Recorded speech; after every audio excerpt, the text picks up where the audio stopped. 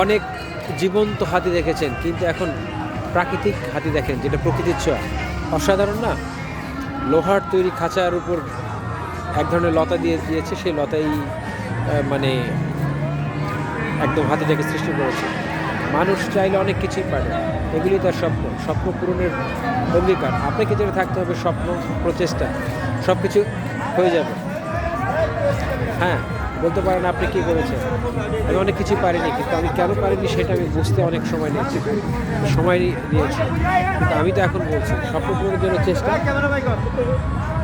একটা স্বপ্ন থাকা এবং সেই স্বপ্নের লক্ষ্যে চেষ্টা করলে আপনি অনেক কিছু পূরণ করতে পারবেন। আপনি স্বপ্ন পূরণ করতে পারবেন, এগুলো আসলে স্বপ্ন পূরণ। আর মানুষের স্বপ্ন আমরা টাকা দিয়ে দেখতে আসি, তা আমাদের যে স্বপ্ন আছে সেটা আমরা কেন দেখি না?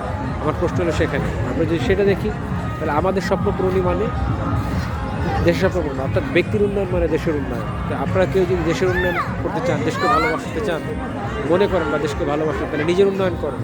আপনার উন্নয়নই এলাকার পরিবারের উন্নয়ন, পরিবার উন্নয়ন মানে দেশের উন্নয়ন। আর যেহেতু এটা ওই সমাজ ব্যবস্থার উন্নয়ন, এইভাবে দেশ এগিয়ে যাবে, এগিয়ে যাবে দেশ, এগিয়ে যাবে আমিও।